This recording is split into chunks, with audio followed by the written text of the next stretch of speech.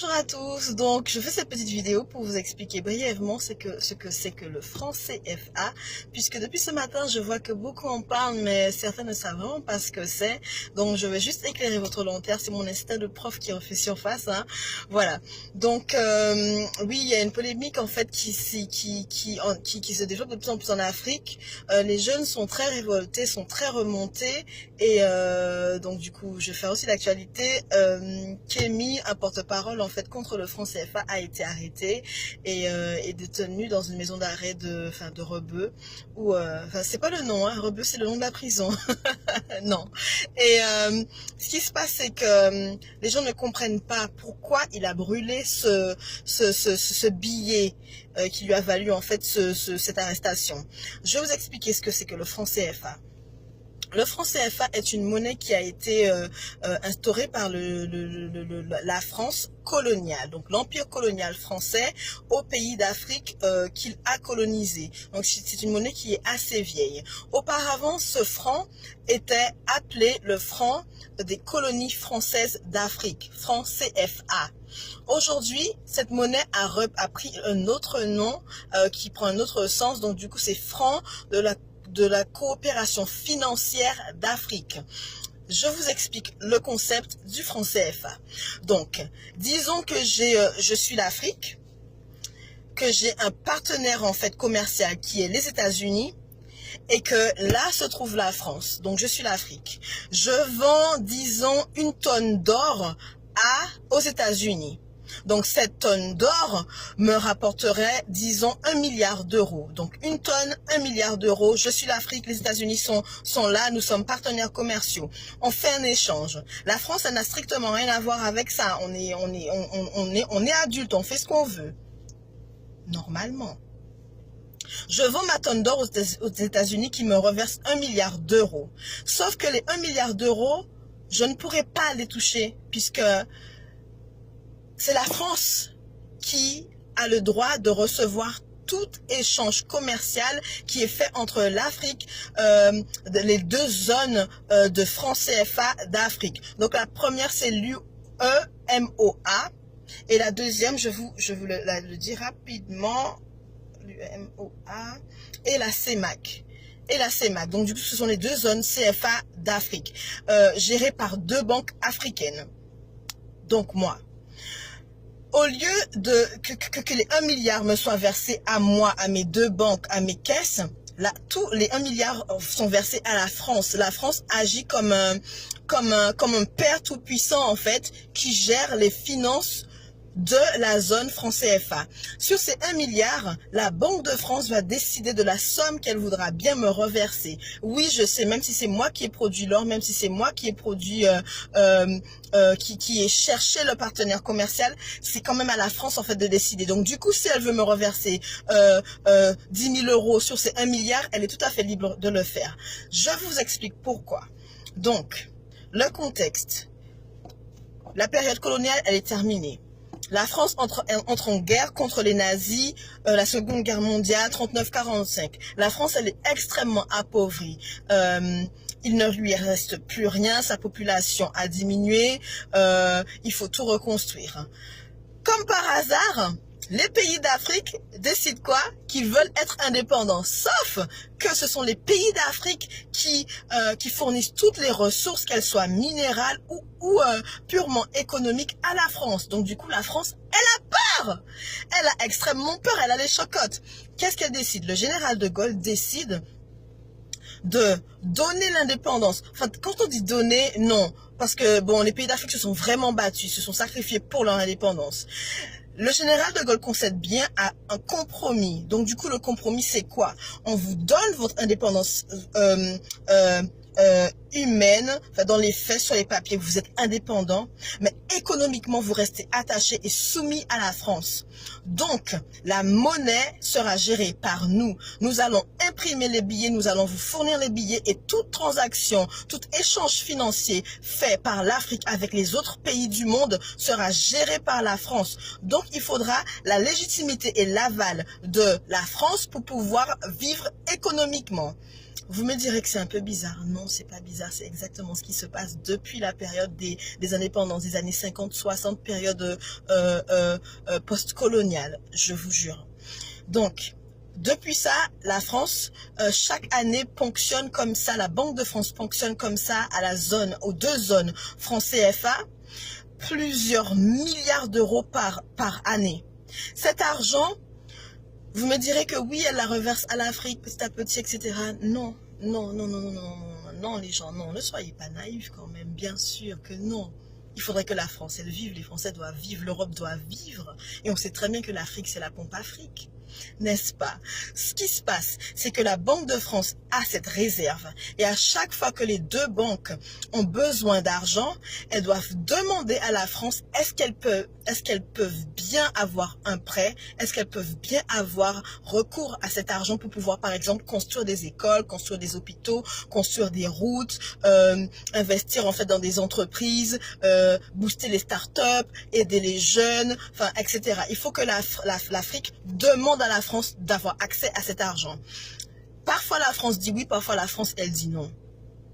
Franchement, elle dit clairement non, et quand c'est non, c'est non. Par la suite, vous me direz, mais pourquoi l'argent est là et où part cet argent? En fait, l'argent, il est réinjecté dans les caisses de la sécurité sociale française. L'argent est injecté dans toutes les banques françaises, parce que c'est la Banque de France qui gère. Et les prêts sont faits par qui? Par la Banque de France. D'où vient cet argent? Mais dans l'argent de l'Afrique, dans la réserve, en fait, que crée le franc CFA en France. Donc du coup, c'est plusieurs milliards et des milliards d'euros pendant des années. Vous imaginez combien ça fait et combien ça représente dans le développement de l'Afrique? Combien ça représente dans le développement en fait du peuple africain? Après, on nous dira, oui, mais la France a fait des dons. Mais les petits dons donnés comme ça par la France, c'est quelques centimes par rapport à la somme qu'elle a en réserve, qui appartiennent vraiment à l'Afrique. Comment justifier en fait de ce chantage? Ce que la France, elle fait, c'est qu'elle imprime les billets ici en France à chamalière. Donc, à chaque fois qu'il y a un stock de billets qui est imprimé, la France facture en fait à l'Afrique cette impression. Vous me direz, mais oui, mais l'encre et le papier, ça coûte pas aussi cher, ça coûte pas des milliards. Effectivement, ça ne coûte pas des milliards. Mais pour justifier de cela, la France dit à l'Afrique, on imprime les billets, donc c'est nous qui décidons combien nous allons vous donner et combien on prendra sur la réserve légalement. Légalement. D'accord? À chaque fois qu'un chef d'État est élu par le peuple et veut sortir ce peuple de ce chantage économique et de cette agressivité coloniale, il est soit tué, soit il y a un coup d'État qui est toujours orchestré par les pays européens. Et on nous dit, ah oui, mais c'est un dictateur. Sauf que le vrai dictateur, il ne dit pas son nom. Le pompier pyromane ne dit pas vraiment son nom.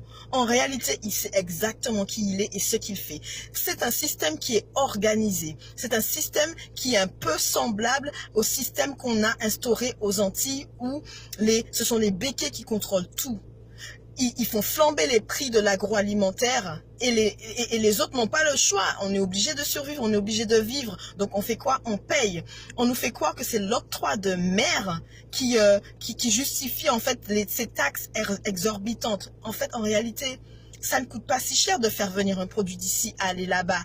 Non, on aurait pu également se fournir en denrées alimentaires et en pétrole, soit au Venezuela ou dans toute l'Amérique du Nord et du Sud. Mais on ne nous le permet pas. Comme au temps de la colonisation, durant la période coloniale, où les îles n'avaient pas le droit de commercer entre elles, où les esclaves n'avaient pas le droit non plus d'avoir des rapports avec des esclaves d'autres îles, puisque sinon ça créait une sorte de solidarité et l'unité, ce qui mettrait en péril le pouvoir colonial. C'est ce qui se passe toujours en Afrique. Voilà pourquoi Kémy est aussi révolté, voilà pourquoi la jeunesse africaine, elle est aussi révoltée.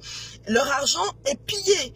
En plus de piller l'uranium, le pétrole, l'or, le diamant, le nickel, le cuivre, le fer, le bois, enfin toutes les ressources minérales de la terre-mer, il pille également l'économie des pays. Donc du coup, la France fait un chantage en fait. Elle prend à la gorge comme ça les pays de la zone franc CFA et elle dit de toute façon vous n'avez pas le choix. Vous avez signé durant l'indépendance, donc du coup vous n'avez pas le choix.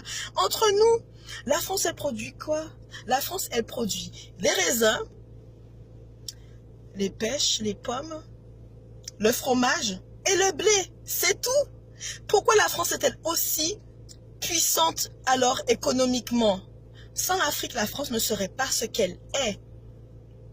Et tous les présidents l'ont dit. Jacques Chirac l'a dit. Quand Sarkozy dit dans son discours que l'Afrique n'est jamais rentrée dans l'histoire de l'humanité, Sarkozy oublie de dire que, en fait, l'Afrique ne peut pas entrer dans l'histoire parce qu'en fait, l'Afrique est l'histoire. L'Afrique est à la source de toute vie. L'Afrique, elle continue, elle est la mer qui continue à nourrir tous les pays.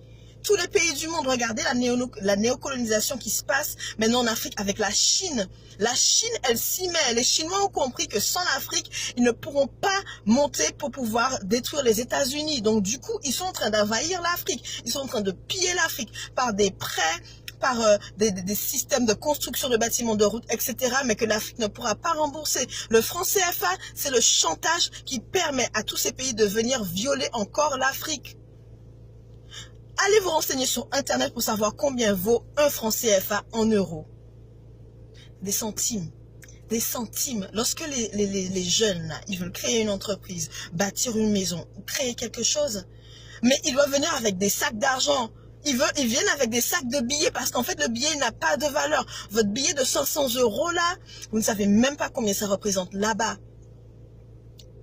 Alors qu'en réalité, toutes les ressources sont faites là-bas. Quand on dit que les Noirs sont pauvres, les Noirs ne font rien, ils sont fainéants. C'est pas vrai. C'est qu'il y a un système de white supremacy, comme je dis en anglais, qui est instauré pour pouvoir continuer à utiliser un peuple, le soumettre, le détruire et s'enrichir sur ce dos de ce peuple. C'est un système qui est instauré. Quand je vois qu'on incarcère Kémy parce qu'il a brûlé ce billet, là, je crois qu'on a vraiment...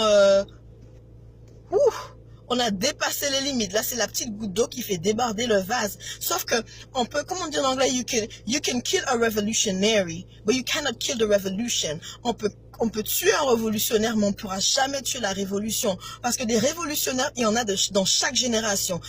On est là. On est là, on peut pas faire autrement que de parler de ce qui se passe.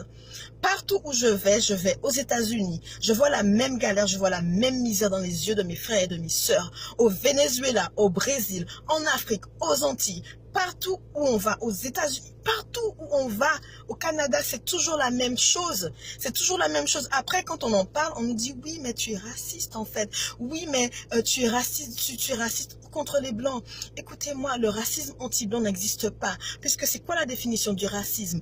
Le racisme, c'est un système d'oppression qui est créé pour pouvoir bénéficier à un peuple au détriment d'un autre, sous prétexte de sa couleur de peau. C'est ça le racisme. Et le seul peuple qui souffre de ce système est le peuple noir. Donc un noir ne peut fondamentalement pas être raciste. Donc arrêtez de dire que les gens sont racistes quand ils parlent de ça. Ça n'est pas possible. Vous savez que la France est devenue le deuxième pays le plus puissant quand on parle de territoire maritime. Vous savez ça? Avec toutes moi je les appelle les colonies, on est encore des colonies, la Guadeloupe, la Martinique, la Guyane, Mayotte, Saint-Pierre-et-Miquelon, la Réunion, enfin la Polynésie française, on demeure une colonie, puisque chaque navire marchand, chaque navire, enfin bateau touristique, paquebot, chaque sous-marin de guerre, chaque pays qui passe sur le territoire maritime de la France reverse une taxe à l'État français. Donc la France continue à s'enrichir sur notre dos. La France, elle continue à s'enrichir sur le dos des nègres. Peu importe que ce soit des nègres d'Afrique ou des nègres de la diaspora, elle continue à s'enrichir. Donc, Le pompier pyromane ne dit pas vraiment son nom, il ne dit pas qui il est, mais il est là, et si on continue à faire les bisounours, si on continue à dire, oh mon Dieu, mais Kémy, il est trop révolutionnaire, il exagère, il est trop agressif. Écoutez, nos enfants, si on ne fait pas ce qu'il faut faire, si on ne leur donne pas la conscience, là, révolutionnaires et réactionnaires, ils seront des nègres faibles, ils seront des mendiants. On continue à nous faire croire dans le monde que le nègre est le mendiant de l'humanité. Ça, c'est pas vrai.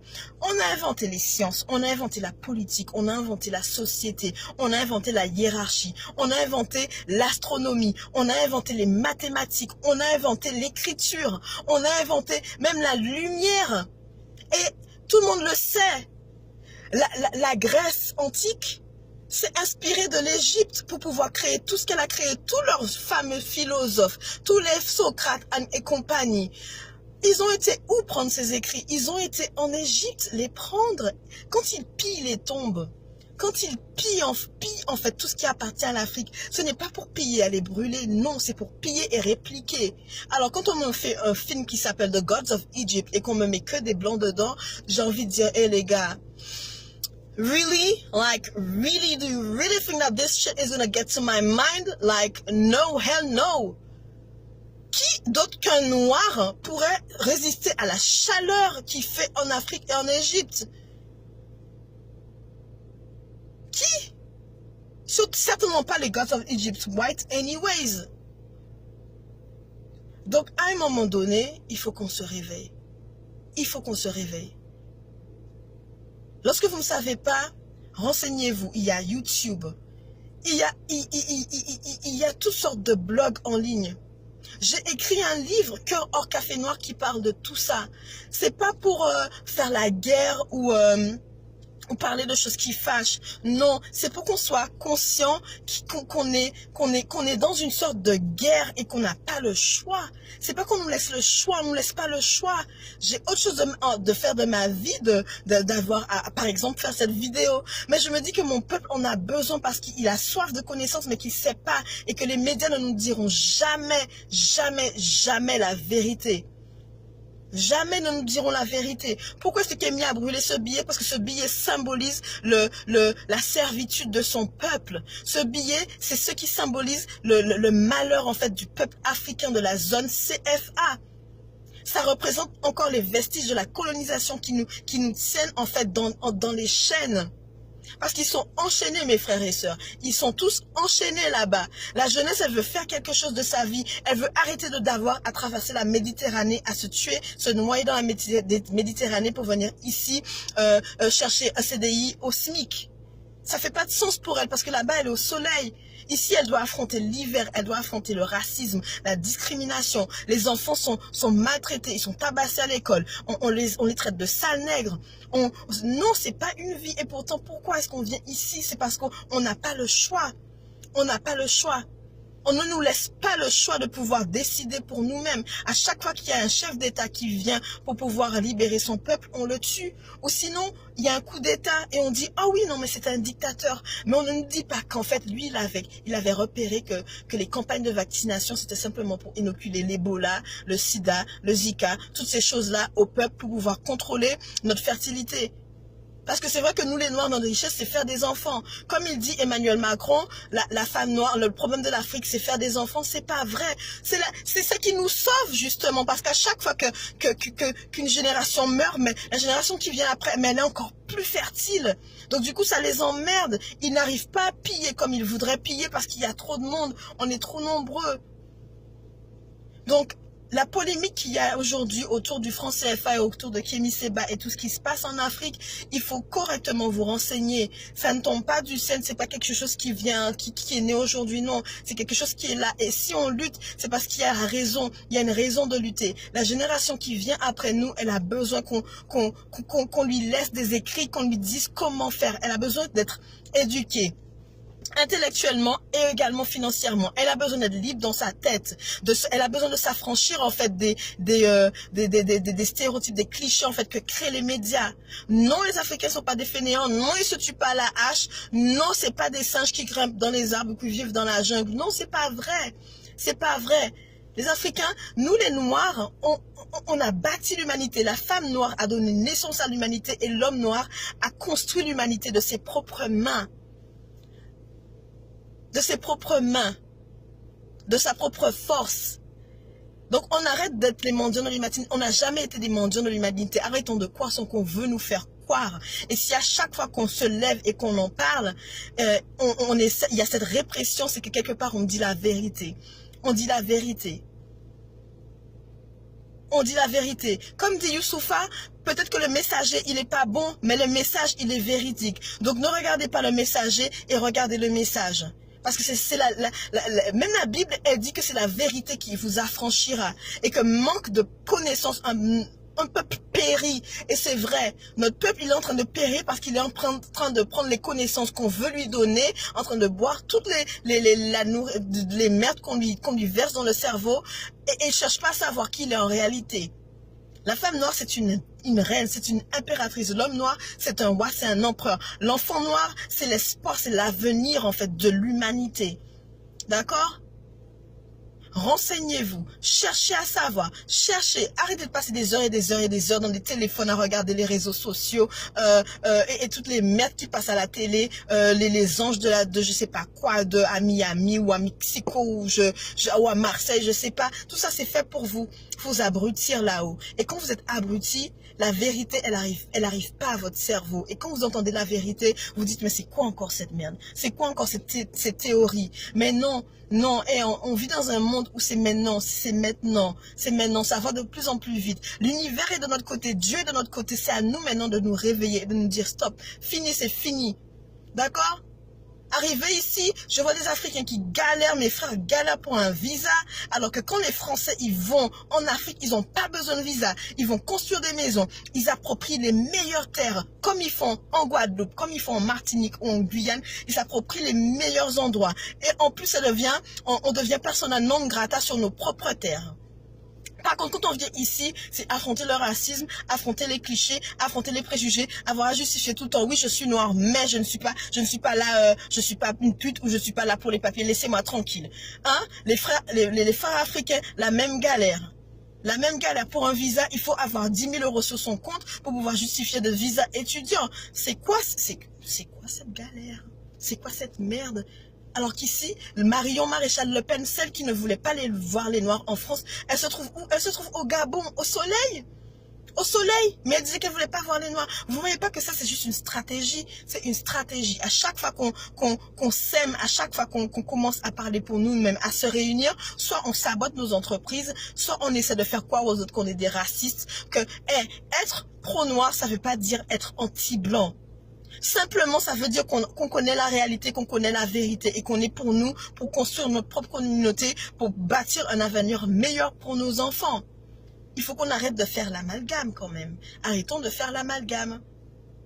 Il est temps qu'on se réveille, qu'on arrête de s'abrutir, qu'on se réveille et qu'on cherche à savoir. Il y a des livres, il y a YouTube, il y a Internet, il y a tout, il y a tout. Il y a tout. Il y a tout. Alors, lorsque je vois des discours de pseudo-intellectuels qui parlent sur Internet, qui jugent, là, ça me fait rire. Aujourd'hui, j'ai pas cessé de rire, franchement. J'ai pas cessé de rire. Et je me suis sentie obligée de faire cette vidéo parce qu'il faut absolument que mon peuple sache que, on n'est pas ce qu'on veut nous faire croire qu'on est. Non, on est bien plus que ça. On est l'avenir de l'humanité, on est l'avenir du monde. Il serait temps de marcher la tête haute. On est fiers de qui on est, on avance, on apprend aux enfants ce qu'ils devraient savoir. Pas ce que l'éducation nationale leur dit. J'étais censée être prof, j'ai arrêté. Parce que ce qu'on reverse dans le cerveau des enfants là, c'est de la merde. C'est de la merde en bouillie.